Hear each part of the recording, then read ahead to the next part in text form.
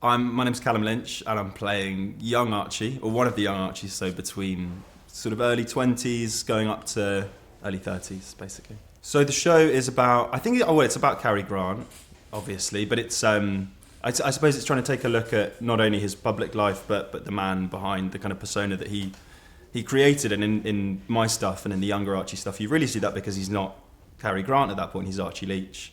So it's really interesting. I think my journey it's been such a fun one to explore because I get to do in fact I have the scene where I say, I pick the name and everything, the new name, so I get to chart that journey from one to the other, and I suppose Jason gets to look back and you see moments of Archie kind of come back when he's Cary in his private life. But so I suppose it's about the things we do to sort of survive, and the masks we create, and how real they become. The accent was interesting because I love an accent usually, and the Bristol we'll see, but I think was fine.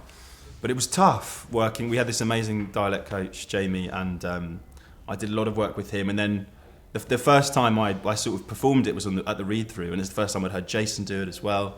So everyone's very nervous to make sure I think that they were similar enough, but also because it changes throughout his life and throughout his performances. Like in his early films, it's kind of even weirder than where it gets to in the sort of the North by Northwest era. I think it's a funny line to tread because I think in his case, like the truth is stranger, than imaginable, really. So whether you kind of tone it up or actually pull back a bit on how bizarre it sounds in lots of his stuff, because people actually wouldn't believe that he ever talked like that. For me anyway, because he's finding his voice, finding literally the voice in his early stuff, I have quite a lot of wiggle room, so I can try different things out in certain scenes, and then it doesn't have to be fixed when I'm doing it, which is quite nice.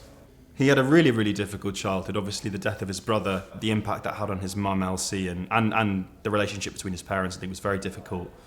But the death of that brother, I think, really set the tone for the mood in the family in Bristol, because he was smothered by his mum, but then his dad felt alienated by him, and I think the main thing that came through for me in Jeff's script was how lonely he was in those early years, because his mum is in such a dark place with the death of her child that she's not really connecting with him, even though she's kind of obsessed with him.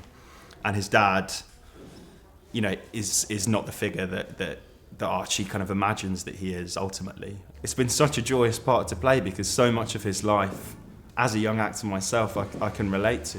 I can relate to the really difficult moments when you think you're never going to get anything and try asking, please, and then when you do get stuff and what that does to you and how it changes, the way you feel about yourself and interact with the world, and I just could use so much of myself in it. Yeah, I mean, Jeff's script was like such a huge draw.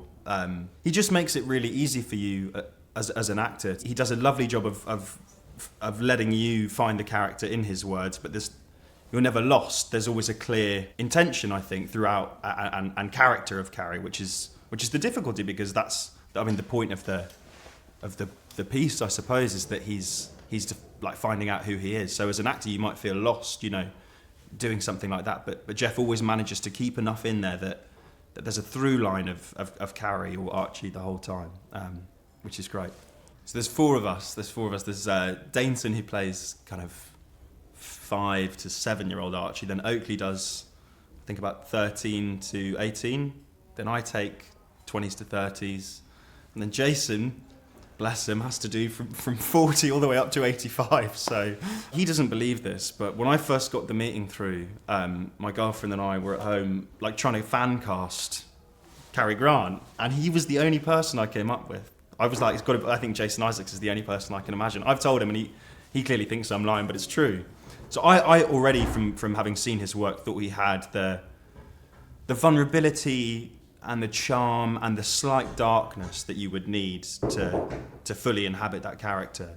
I think he did almost all of an evening with Cary Grant scenes in 2 days, and just how relaxed he is. I think just before we start doing a take, how playful he is, which is what acting is really. If you know Cary Grant's work, you'll get loads from it, because you'll see a side of him that you've never seen before, as well as you know, the transition into things that you do know about Cary Grant or you think you know. If you don't know him, just as a character study of someone who's gone from a really, really difficult beginning in life to what seems like the perfect life, to see what that does to someone and their interior life and their relationships, I think is beyond fascinating.